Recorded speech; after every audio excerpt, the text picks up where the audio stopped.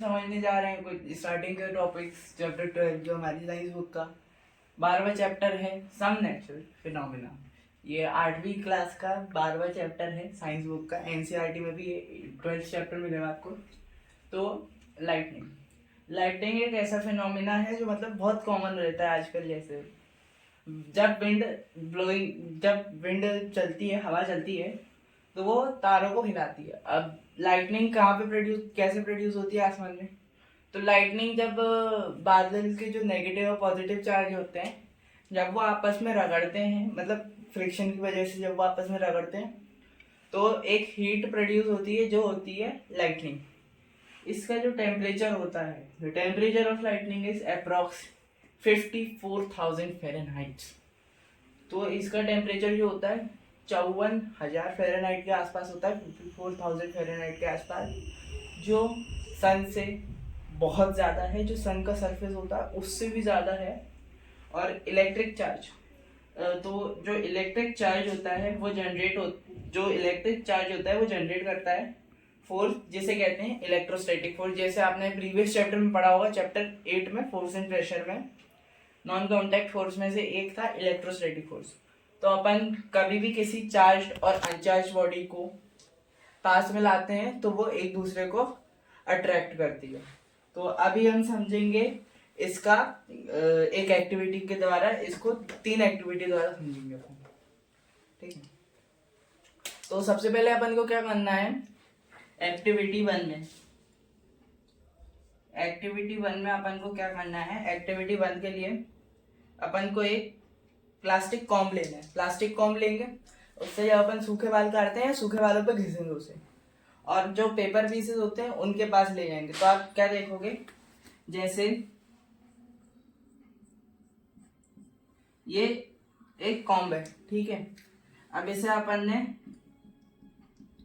Paper pieces के पास ले गए, तो ये पेपर पीसेस को अट्रैक्ट करेगा। तो ये होगी एक्टिविटी नंबर 1 हमारी। अब एक्टिविटी 2 के लिए क्या करना है अपन को? एक्टिविटी 2 के लिए अपन लेंगे 3 तरीके की रोड्स। एक्टिविटी 2, तो इसके लिए अपन को लेनी है 3 तरीके की रॉड्स और 2 तरीके के सरफेस। तो अपन 2 एबोनाइट रॉड लेंगे और एक ग्लास रॉड लेंगे। तो दोनों एबोनाइट रॉड जो है उन्हें वुल के अगेंस्ट घिस के चार्ज करना है अपन को, और एक एबोनाइट रॉड को अपन टांग देंगे, ठीक है। और जो दूसरी वाली रॉड होगी वो होगी ग्लास रॉड, जिससे जो तीसरी रॉड होगी वो होगी ग्लास रॉड, जो सिर्फ एक होगी, उसे अपन को सिल्क के अगेंस्ट घिसना है। तो जो वुल का चार्ज है वो अपन ले लेते हैं नेगेटिव, ये अपन ने ले लिया नेगेटिव। तो अपन पहले क्या करेंगे, जो दूसरी एबोनाइट रॉड है जो वुल के अगेंस्ट घिसी गई है, उसे ले जाएंगे एबोनाइट रॉड के पास। तो जो नेगेटिव चार्जेस हैं वो रिपेल करेंगे। तो ये जो दूसरी रॉड है वो जो हैंग है, सस्पेंडेड है एक स्ट्रिंग के द्वारा, वो रिपेल करेगी। और अगर अपन यही सेम चीज जो अपन ने सिल्क से घिसी थी, जो ग्लास रॉड, उसके साथ करेंगे, तो जो सिल्क से घिसी हुई ग्लास रॉड है उसे अपन ले लेते हैं पॉजिटिव चार्ज। तो जैसे ही अपन इसे पॉजिटिव चार्ज लेंगे, तो अपन नोटिस करेंगे कि ये जो रिपल्शन हो रहा था ये तुरंत ही अट्रैक्शन में बदल जाता है, क्योंकि जो अपोजिट चार्जेस होते हैं वो एक दूसरे को अट्रैक्ट करते हैं।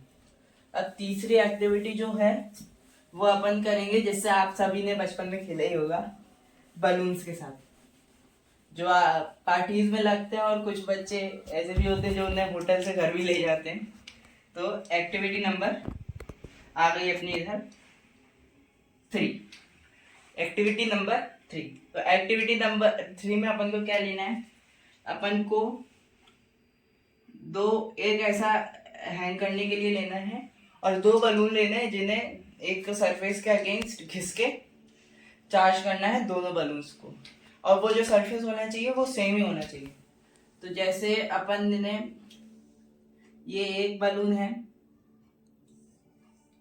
ये जो एक बलून है ये अपन ने ले लिया एक बलून, और ये जो ये है दूसरा बलून। तो जब अपन ने इनको एक साथ टांगा चार्ज करके, तो let's take both the charges as positive.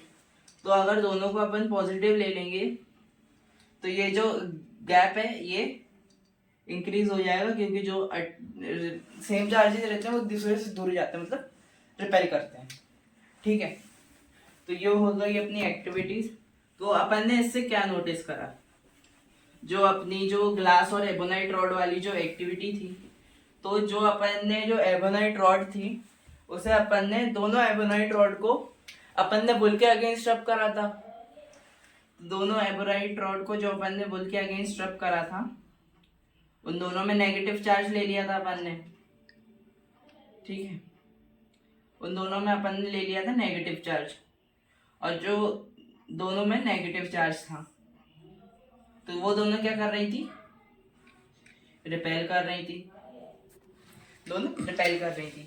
और जो अपन ने ग्लास रॉड ली थी जो सिल्क के अगेंस्ट रब करके चार्ज किया था, तो वो हो जाए, उसे लिया था अपन ने पॉजिटिव। क्या लिया था, पॉजिटिव। ठीक है, तो अपन जैसे ही इसे पॉजिटिव लेते हैं तो ये अट्रैक्शन शो करता है, क्योंकि जो अपोजिट चार्जेस होते हैं वो एक दूसरे से अट्रैक्ट करते हैं। तो ये इलेक्ट्रोस्टैटिक फोर्स की एक और प्रॉपर्टी बताता है, और मैग्नेटिक फोर्स की भी, कि जो लाइक चार्जेस होते हैं वो एक दूसरे को रिपेल करते हैं, और जो अनलाइक चार्जेस होते हैं वो एक दूसरे को अट्रैक्ट करते हैं। अगर किसी को कोई क्वेश्चन है तो कमेंट सेक्शन में पूछ सकते हैं। और आज का एक final question, what is the temperature of lightning?